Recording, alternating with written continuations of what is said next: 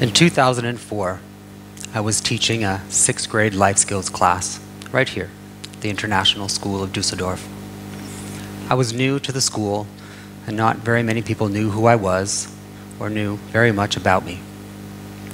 Anyway, the kids were working away in their little groups, as we often did in life skills, and at one point, one of the students put up their hand to ask a question. A little girl from Sweden, full of energy, spunky to the end. I looked down at her, and she said, "Mr. Layman, are you gay?" Imagine the quietest 6th grade classroom in the history of the universe. 22 wide-eyed 11 and 12-year-olds waiting for an answer. With as much courage as I could muster, I looked back at her and said, "Yes, I'm gay." "Okay." She went back to what she was doing. And I looked around the room waiting for more questions or comments. I waited to hear the snickers and the whispers. None of that happened. Kids went back to what they were doing. The lesson went on. And when the lesson was over, they filed out of the room and went on with their day. Me, I waited. I waited for the inevitable parent phone call or email. I thought the principal would be coming by my office, or perhaps even the director would want to have a word with me. But none of that happened. And I really didn't know what to think. I mean, I had just revealed what I thought to be a pretty controversial part of who I am to a room full of 6th graders. But to those kids and to this community, it didn't really seem to matter. But inside, I was freaking out because it wasn't always like that. In 1994, I started the process of coming out to my friends, all of whom were super supportive, accepting, and loving. 2 years later, my sisters cornered me in the kitchen one day and came flat out and asked me, "Are you gay?" "Yes, I'm gay." And I'm so relieved that you asked me.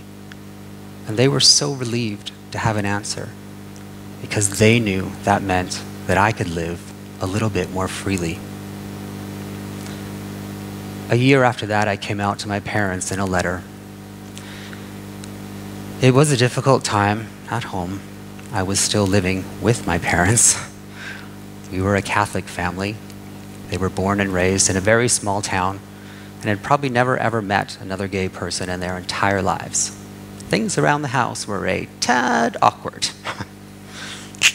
Dinner time was the worst. We'd sit around the table in silence, staring down at our food, not knowing what to say to each other.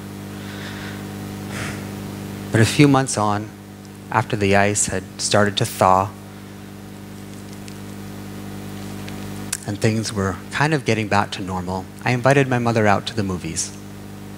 We decided to see As Good as It Gets, an Oscar-winning film. Jack Nicholson, Helen Hunt, comedy, little lighthearted, a little bit of fun. Except for one small detail. In that film, Greg Kinnear plays the character of a gay artist, and in one particular scene, he gets beaten up pretty badly and robbed. Not necessarily because he was gay, but still, it was incredibly difficult to watch, and the car ride home afterwards was very quiet. At one point, my mother finally turned to me with an expression on her face that I will always remember. She told me that she was afraid. She was afraid for her son, her child.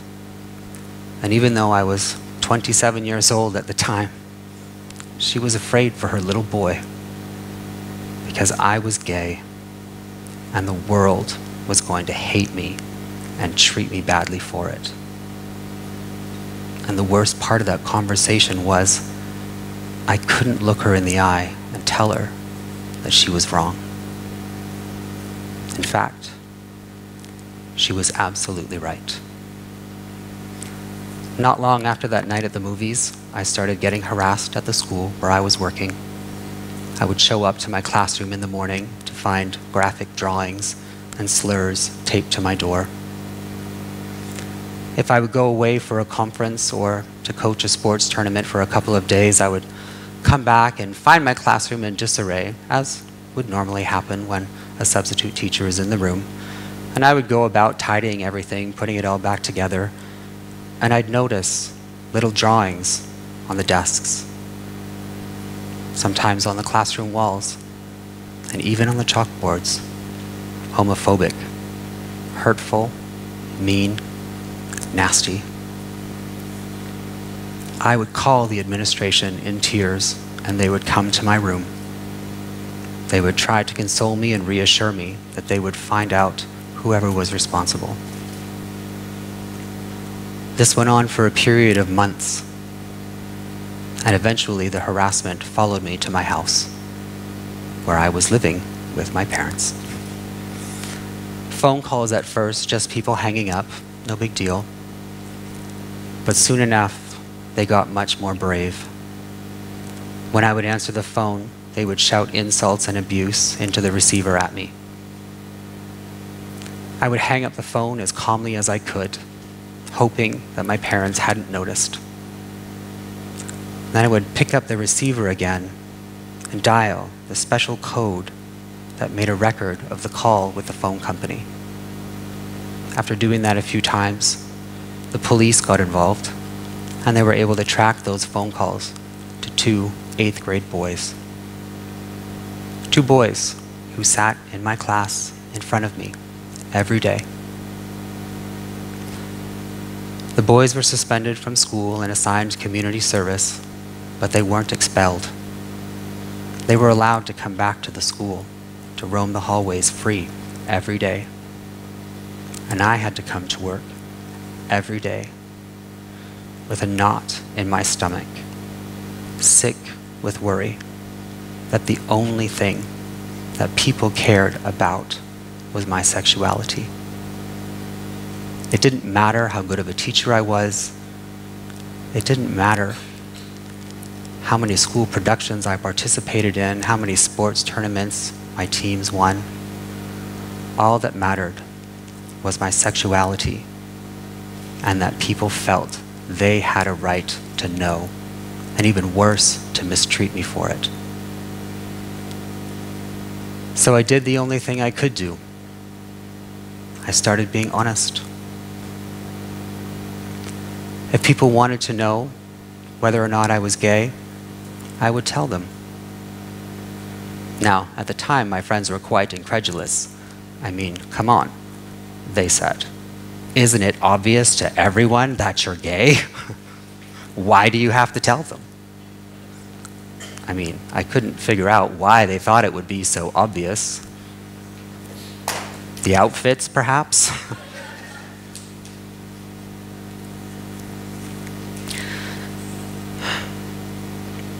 But wouldn't you know, as soon as I started being obvious, a strange thing happened. It wasn't such a big deal after all. It just became a fact. Mr. Layman is gay. And now that it was common knowledge and just a fact, one clever student came up with a fabulous new nickname for me. Mr. Gayman. Clever. I'd walk the hallways, I'd hear kids whisper as I walked by, "There goes Mr. Gayman," and I'd turn around and I would say, "Ah, come on, that's so 2 years ago. Time to come up with something new." But even still, that little bit of humor did nothing to assuage the fear and anxiety inside of me every time the topic would come up. And let me be clear, I never raised the topic. My sexuality had no relevance to my professional life. I was there to teach, and they were there to learn. It's not like I would walk into a classroom and say, "Hey, Mr. Gayman's here!" What would be the point of that? But I would hear the kids say things like, "That's so gay." Really popular expression at the time. And I'd say, "Whoa, whoa, whoa, hold on a minute. You need to find a different way to say what you mean, because those words are hurtful." "Oh, come on, Mr. Layman. Everybody says it. It doesn't mean anything." But it does. When you say "that's so gay," what I hear is that gay is stupid or dumb or bad. And I'm gay, so that must mean that I'm stupid or dumb or bad. And they would get it, one by one, little by little. The understanding would wash over their faces. But who I really hoped would get it were the gay kids in that classroom and in that school. The silent ones. The ones who wouldn't or couldn't speak up. I hoped that they would see a positive example of someone like them fighting for them, and they would feel a little less afraid and a little more confident. I didn't stay in that school much longer after that experience. I applied to graduate school and got my master's degree in school counseling. And part of the reason for that decision was so that it would be my job every day to support students like me who struggled to accept themselves and to be accepted by the world. Students who endured the taunts and abuse, and students who feared that they would never ever be accepted by their parents or their friends for who they were. I never thought that being gay was in any way relevant to my professional life, but it became more important than I could ever have imagined. It's taken me 25 years, but I've gone from fear about who I am to acknowledgement, acceptance, sharing, and celebrating. In the end, I'm just a person who loves what he does and who works very hard every day to do the best job possible. But still, there are some people who make my sexuality their business, as if it affects them somehow. And for the most part, I don't listen to them. I don't think about it. It doesn't matter, except that it does. Except that it's my responsibility to claim it and to own it, whether I like it or not. And let me tell you, there are some days when I really don't like this responsibility. There are some days when the fear and anxiety return. Days when the knot in my stomach is bigger than ever. Kind of like these last 10 minutes. Maybe even the next 24 hours. But that doesn't stop me from being who I am. Because there are people out there, young people, who need to know that it's okay to be who they are, to be themselves. There are lots of things about me that I am proud of. Being gay is just one of them. Maybe by sharing my story of coming out, and more importantly, coming through, other people will find the courage within them that I found, that was so deeply buried within me for so long.